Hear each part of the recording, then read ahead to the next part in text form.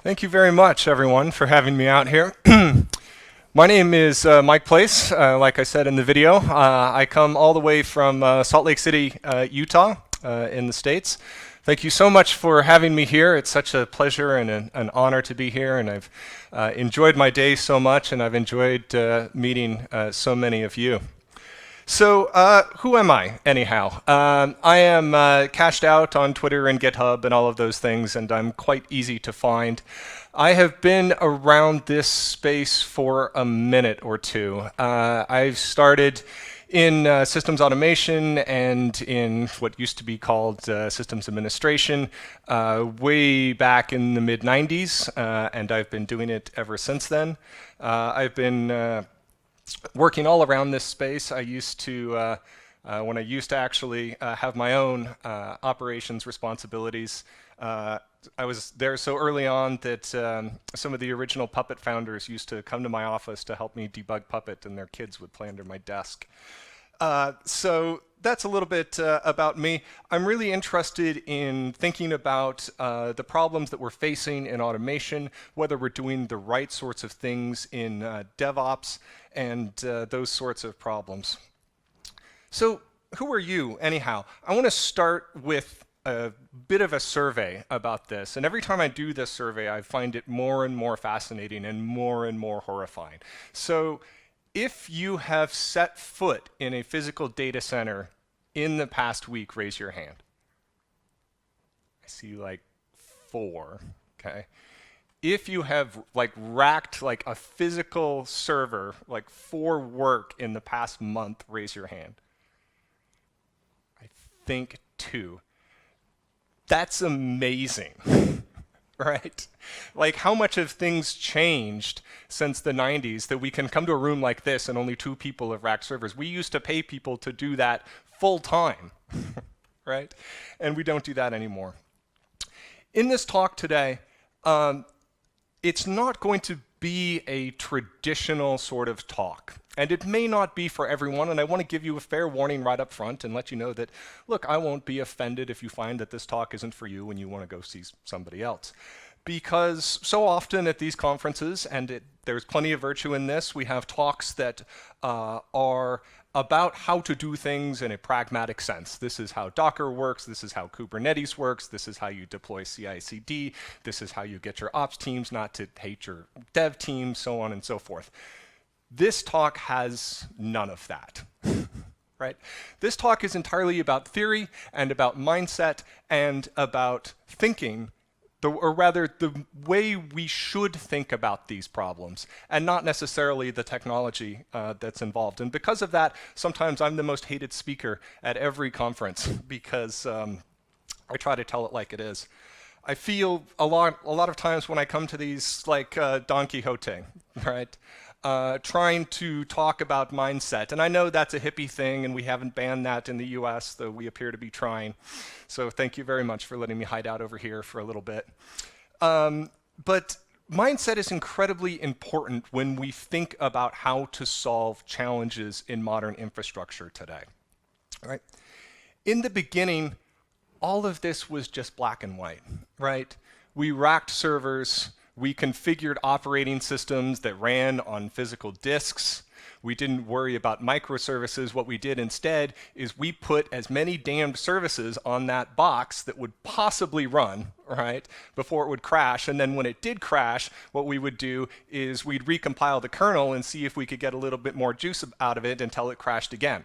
And if we wanted redundancy, maybe we could sort out some sort of load balancer, but it would have to be a physical load balancer, and it would be very expensive.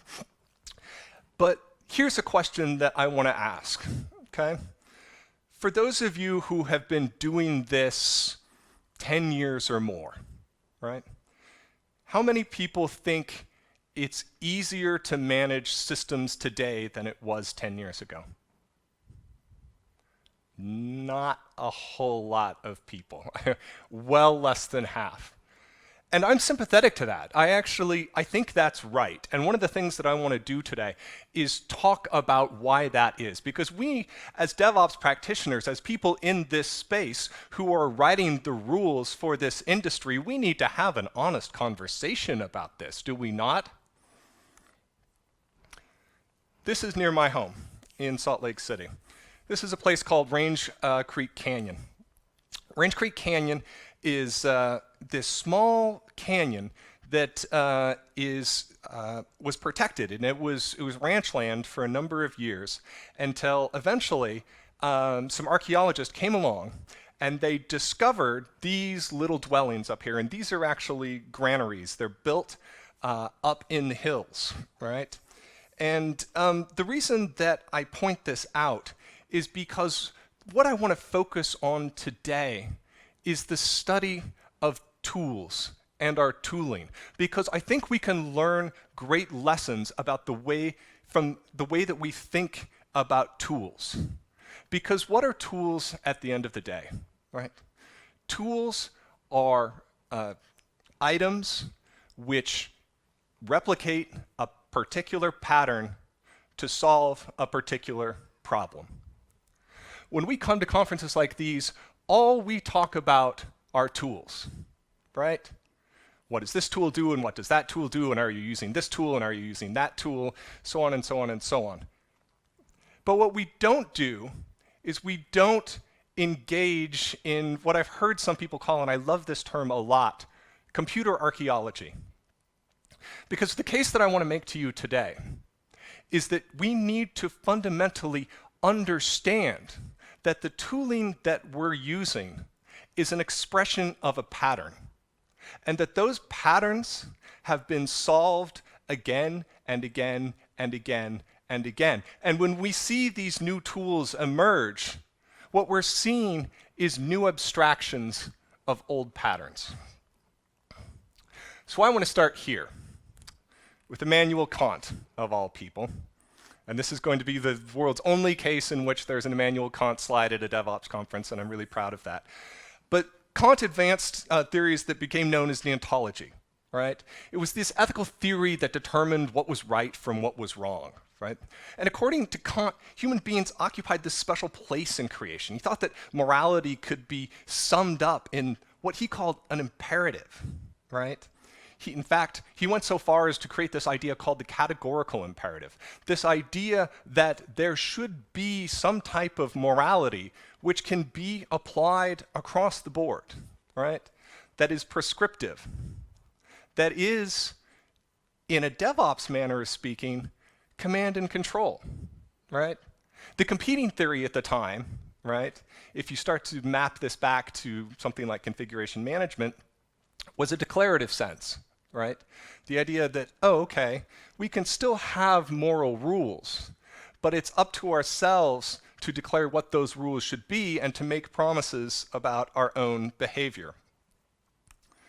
Later on, some years ago, this guy came along. This guy is a hero of mine, and I get really nervous putting a slide of his up because I would feel terrible if I misquoted him in any way or if I misrepresented him in any way. So I'll try to be very careful. But for those of you who don't know, this is Mark Burgess. Mark Burgess invented a tool called CF Engine 25 years ago this year. And one thing that I would like to get us started on doing is to think about what life was like when Mark set about trying to think about this problem, right? 25 years ago, Mark was he was managing a bunch of systems. He was at the University of Oslo, right? And there were a whole bunch of scripts that came everywhere. They were mostly Perl scripts. And these Perl scripts operated in an imperative way, right? Which is to say, they were effectively procedural, right?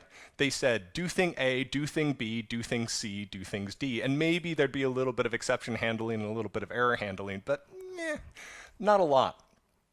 So Mark thought about this, and he thought, you know, one of the ways in which we could reshape this problem is to move from this imperative approach to a declarative approach. We could say, instead of assuming, and in this godlike fashion, that we can know the state of all of these systems such that they will run these series of commands without fail, let's flip that just ever so slightly on its head. And he came up with this idea called promise theory. And promise theory was the notion that instead of this top-down command and control, remote execution, imperative style of systems management, what we can do instead is we can declare the state of the system using promises. So for example, we can say to a system, okay, promise me that you'll always have SendMail running. Promise me that you'll always have this package installed. And the system, when it goes through, it does a series of checks, right? We call this idempotence, and it determines whether or not everything is in compliance. If everything is in compliance, we do nothing. If something is out of compliance, we figure out the thing that's out of compliance, and we go ahead and we do it. Right? And so these obligations, rather than these promises, have been this traditional way of guiding behavior ever since then. And so the first thing that I want to say is, if you haven't taken the time to go and read literally every word that Mark Burgess has ever written, you should stop what you're doing and go do that right away. Because, and trust me on this, it's going to inform the way you think about how you design systems and how you manage those systems day to day. One of the theories that Mark came up with that I really like an awful lot, Mark comes from a physics background, so you hear him talk and everything has a little bit of a physics slant, and like 10 minutes in, my head will start to hurt super bad. But one of the ways that he likes to express the management of systems that I think is absolutely right and even more relevant today than it has been in the past is through this notion of timescales. Okay? I promised you I was going to talk about automation, and this is where I'll start. In automation right now, the most common way that we think about automation, or configuration management as it were, is in the first 5 minutes of a system's lifetime, right? We think about automation right now as this idea of, okay, I'm going to take stock rel image X, right? And I'm going to customize it in this way, right, to fit some sort of business logic, right? And then it's going to run, right? No sort of chaos in the universe will happen, right? And then, maybe at some point I'll need to upgrade it, right? But Mark urges us to think about more than just those first 5 minutes. We need to think about automation in terms of the entire life cycle of the system, or perhaps in terms of the entire life cycle of the business application that the system is running, or perhaps the entire life cycle of the company at which that application is running. We need to, as we do our day-to-day work, always think about timescales. One of the things that I have to do day to day, especially as I go around to different customer sites, is to think and to talk about the notion of complexity. And it's no secret, I haven't been to every talk today, but I'd be willing to bet that at least one talk today, someone said, oh my God, do you remember when there was just bare metal? Right? And then all of a sudden we had virtual machines come along and we were like, my data center used to have 2,000 machines and now it's got 50,000 virtual machines, and that's super scary. And now we're obviously in this world of containerization, right? And one of the things that you hear a lot, right? Like go and read any article now about containerization or about modern DevOps, right? And I guarantee you, right, you will see a sentence that is something like, complexity is exploding. And I really like what Charity said here. She said this not too long ago. I think it may have been at QCon in London, but I'm not sure. She said, complexity is a fancy way of thinking, I don't want to think any harder about this. And I think that's absolutely true. And here's one question when it comes to complexity, right? We like to think about this notion that everything is getting more complex day after day after day after day. Well, how do you know? Right? What measure is it that you use to determine how complex your systems are?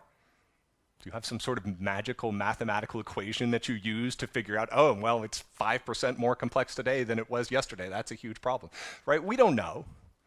We guess, right? Things feel more complex or they feel less complex. And the reason that that's a feeling and something that we can't really measure is, or at least one reason, is that what we're actually dealing with are measures of abstraction. And that's the second big point that I want to get across today, is that as we move forward in our industry, we need to think deeply and consistently and daily about abstraction. We need to think about the virtue of abstraction, but we also need to remember that abstraction has downsides, right? One of the downsides of abstraction, right, is that it can potentially make something easier to use, but harder to ultimately understand. And the main problem that causes on the day-to-day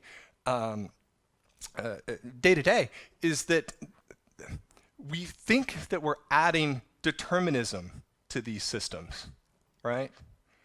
But we're really not. We're living in this interesting world of dualism. So all of this brings us to a problem called convergence, right? Convergence is this property of a system, not making necessary changes or operations, right? And idempotency is this operation that leaves the system unmodified, right? And we have convergence because the world is complex and it's chaotic, and we need something like convergence to bring all of these systems back in line, right? When we first started the DevOps movement, right, John Allspaw stood up on a stage in 2008 and said, listen, guys, you won't believe this, right?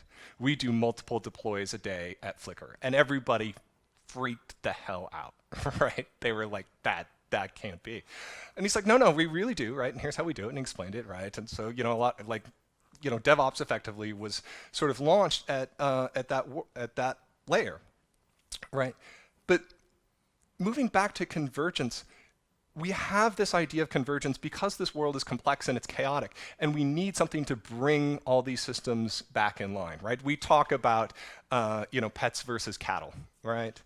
But as we move more and more into this world of distributed systems, one interesting side effect that's happening, and this is fascinating, and like, if this light bulb goes off for you, you are going to have a good day. You're going to get it. Because as we move into this world of distributed systems, we have to think about where we're pushing the convergence logic, right? Because in these distributed systems, they're so big, right? There's so much complexity, and there's so much unknowability that we can no longer know if everything is up, right? You just can't, right? There's just no way. There's no sort of monitoring tool that's going to be fast enough, right? There's no sort of convergence algorithm that's going to auto-remediate this stuff fast enough. You just don't know. So where does this convergence problem move?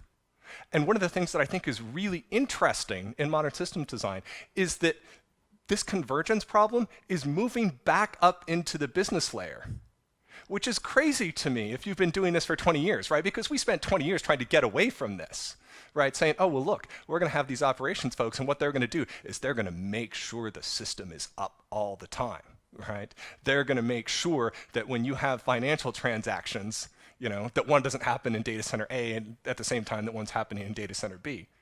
And now, right, we're just like, meh, I don't know. Reconcile it when you do the books.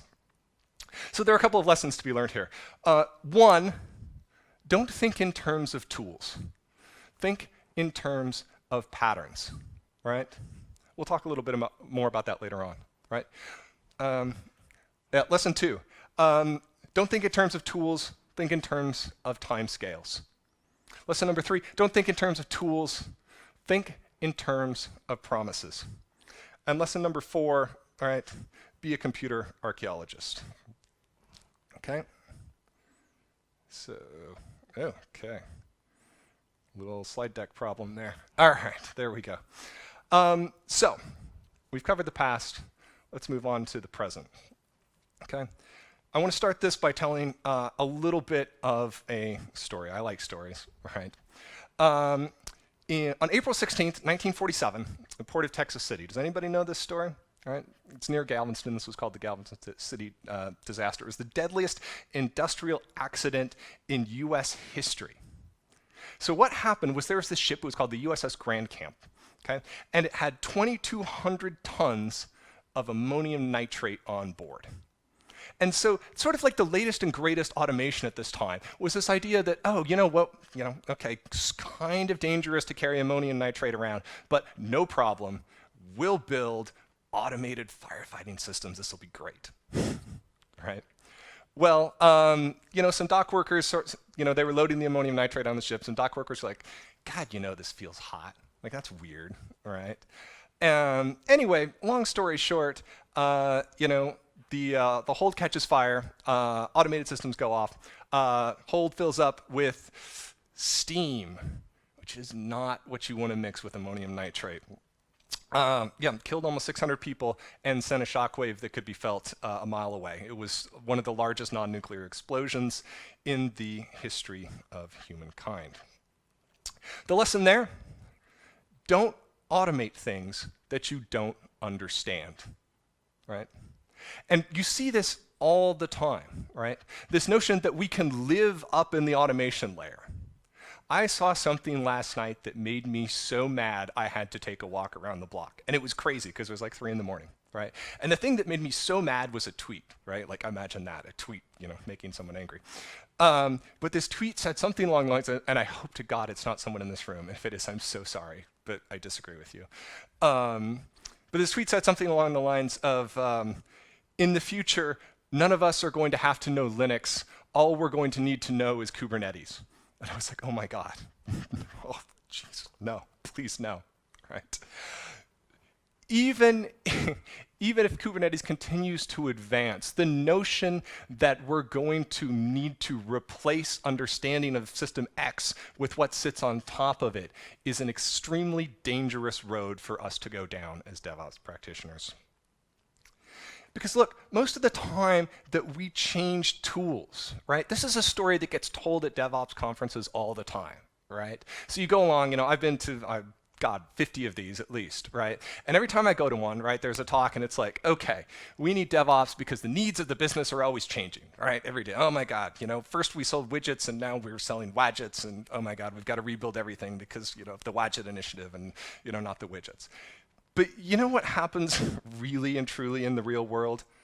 We go find a new shit tool because the old shit tool didn't work. That's why all this stuff changes all of the time. And sure, there are business needs that change. But most of the time we're rebuilding these systems, it's because we tried something and it didn't work. And that's a problem. Here's some more problems. Abstraction is distance. It's this relationship between simplicity, right, and ease of use, right? So when you look at something, think about the abstraction layer. What pattern is being abstracted here?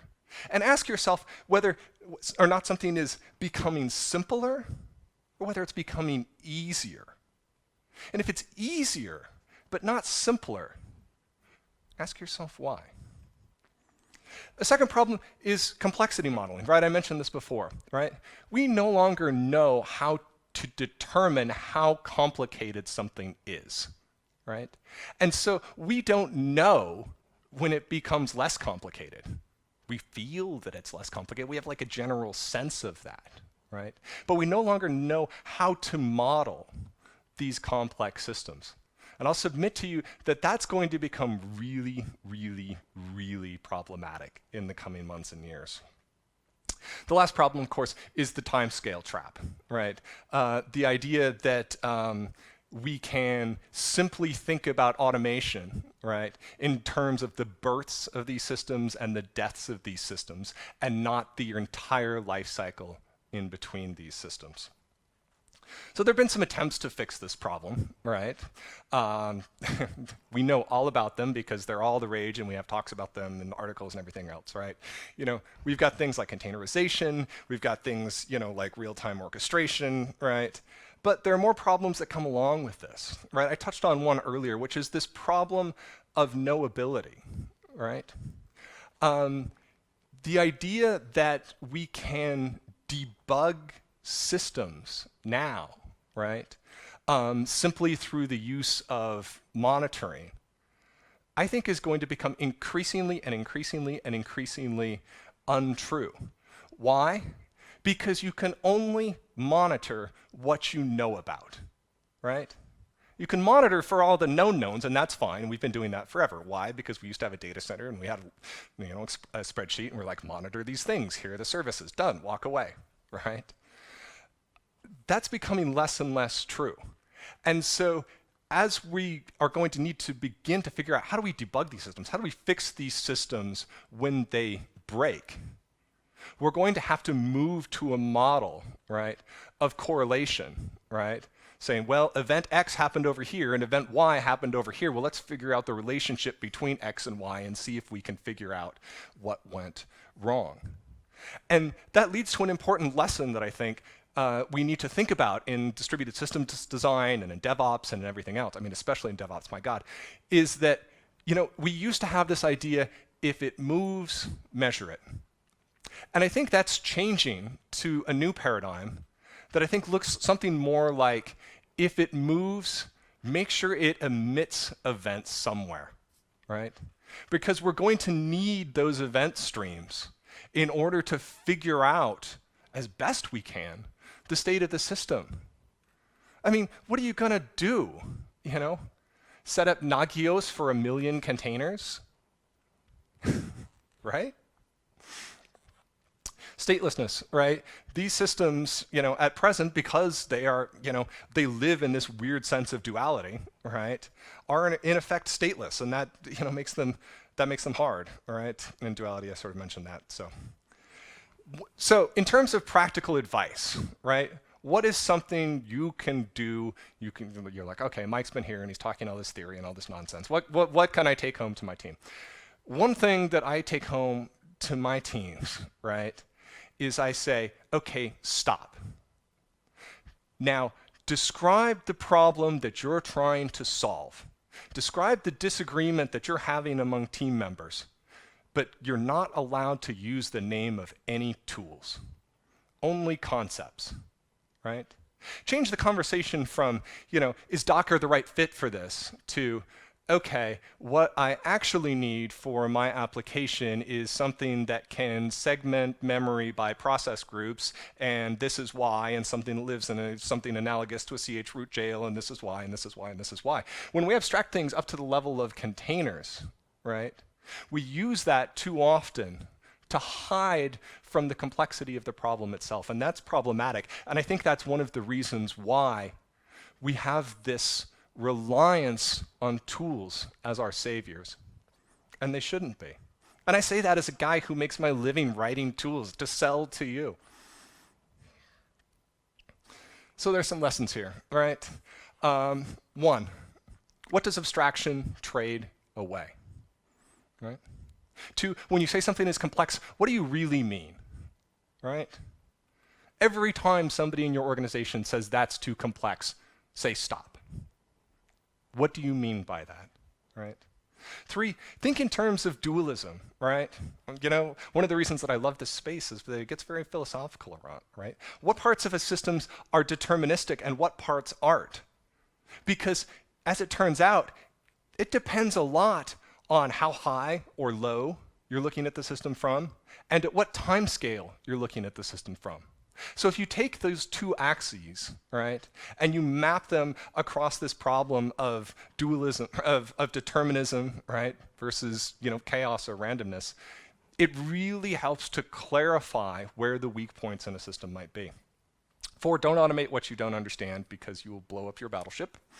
And number 5, learn to speak in terms of problems and not in terms of tooling. So I screwed up slide deck again. Let's see if I can fix that. Okay. So finally, we're on to the very end, right? Which is part 3 of the future, right? Probably what at least a few of you came to see, right? Well, okay. Here's, the SaltStack maintainer. What does he think the future of systems automation is, right? And a big part of the question is, I don't know, but there's some scary stuff that we need to think about, right?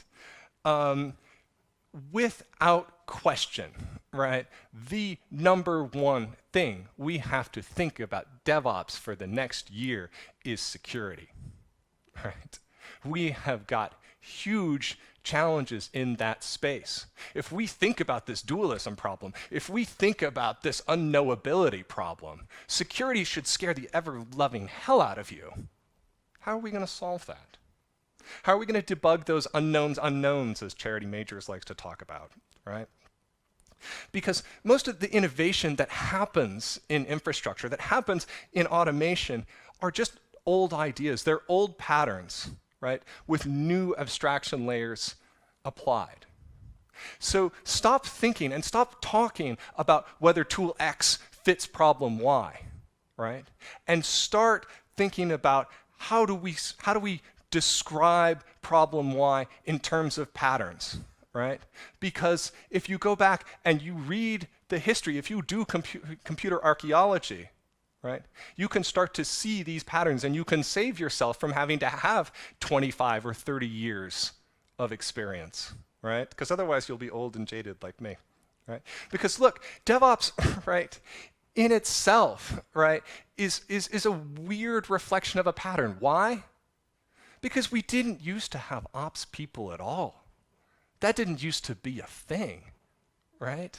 There were just developers, and when developers wrote code, they walked over to the machine and they put their punch cards in it, right? There weren't ops people in the basement running this stuff, right?